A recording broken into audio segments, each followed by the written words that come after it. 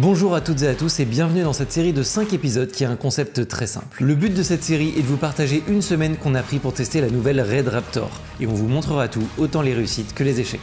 Le but était de voir comment réagissait la caméra dans différentes situations. Du coup en 5 jours, on a fait 5 mini-projets totalement différents les uns des autres. Sur ce, on part pour le premier épisode, c'est parti. Bon bah bienvenue pour cette première vidéo, il y a beaucoup de vent. Bon, on commence ces vidéos dans mon jardin, parce que dans mon jardin il y a un truc genre comme ça.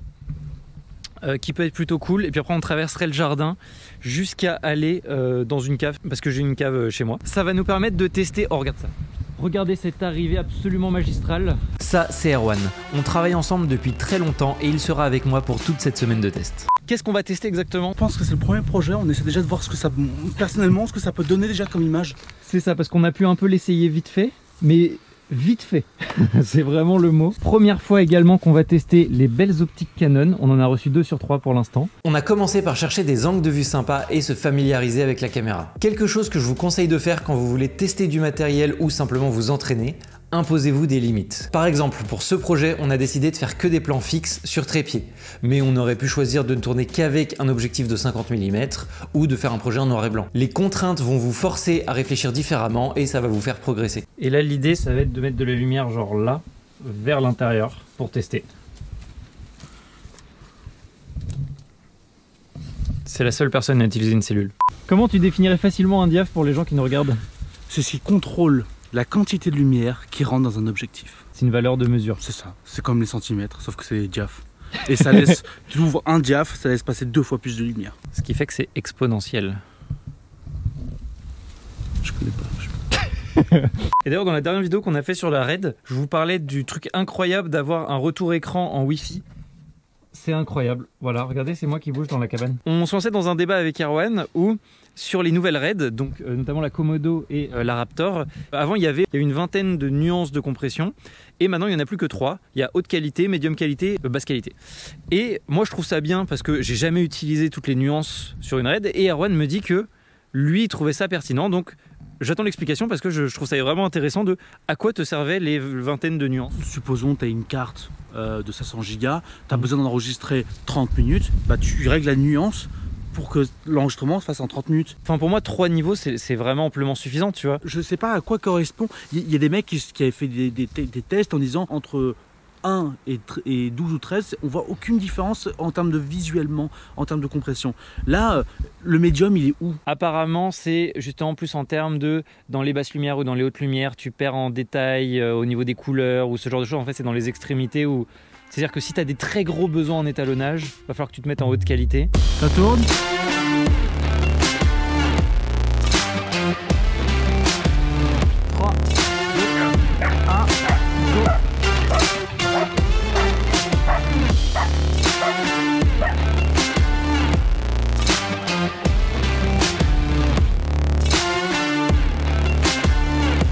Déjà petite lumière ici qui fait plaisir et ça qui me fait moins plaisir.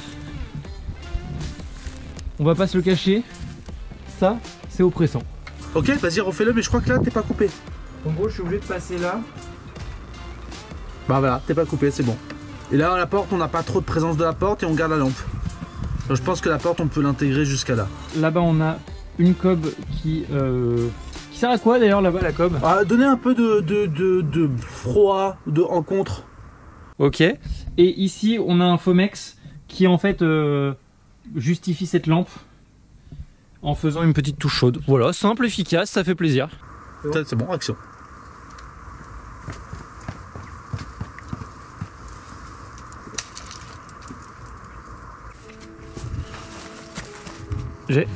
Hop. Bon, là on va faire la suite. Hop, on va aller dans ma cave. Et en fait, je sais pas si ça se voit bien, mais il y a des petites gouttelettes d'eau ici qui tombent. Donc le but, ça va être de filmer ces gouttelettes d'eau. Oh attends, il y a un truc, je viens de tilter avec la lampe, ça pourrait être très beau.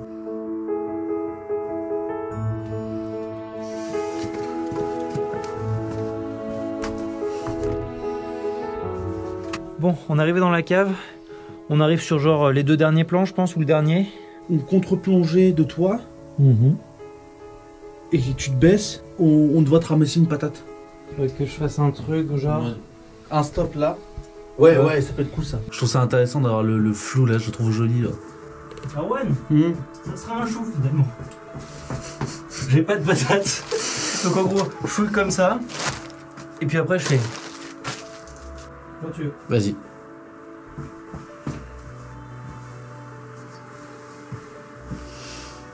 C'est bon, je l'ai.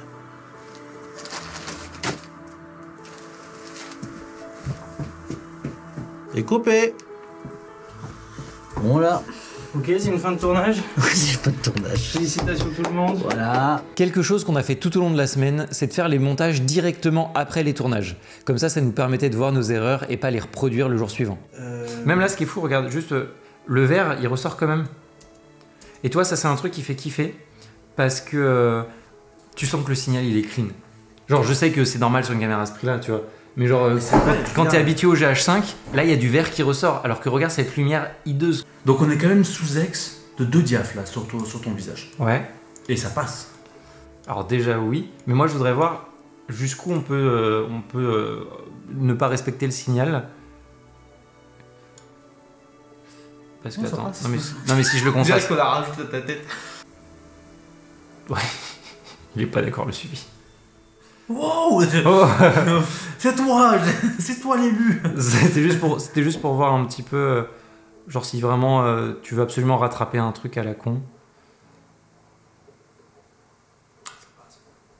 Après bon, c'est faux raccord. Non, mais en évidemment. vrai, ça passe. Oh, c'est moche, hein. Mais attends, on a les infos quoi. Mais il y a les infos. Ça c'est cool. Ça peut être exploitable. Hein. Après je peux la décontraster aussi. Hein. Le truc c'est qu'elle est peut-être un peu trop... Ah ouais, ils sont loin les infos. Hein. Mais elles existent. Ouais. Alors là on a des grenades. C'est des trucs qui se rattrapent ça. Genre si on veut juste avoir les infos sans qu'elles soient trop visibles, c'est clean.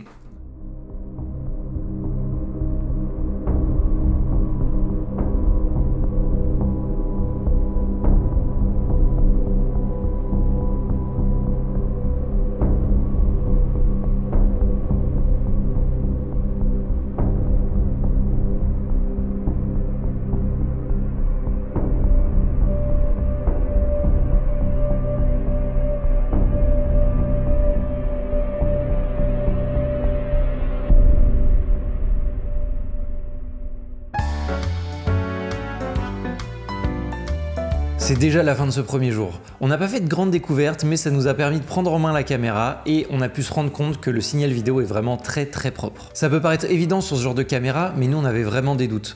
Parce que la Raptor remplace la Monstro, qui est en gros l'autre caméra à grand capteur de chez Red. J'ai le projecteur qui débouchait les ombres sur mon visage qui m'a lâché. Bon, du coup on va finir comme ça, il me reste vraiment 3 phrases. Hein. Donc je disais, la Raptor comparée à la Monstro, elle est environ 2 fois plus performante et 3 fois moins chère. Donc on a vraiment passé la semaine à chercher un gros défaut caché qui justifierait cette énorme baisse de prix. Mais ça, vous verrez ça dans le prochain épisode. Merci d'avoir suivi cette vidéo. On se retrouve dès la semaine prochaine pour l'épisode 2. Merci à Erwan de m'avoir aidé à faire cette vidéo et sur ce, je vous dis à très bientôt pour une prochaine. Allez, salut!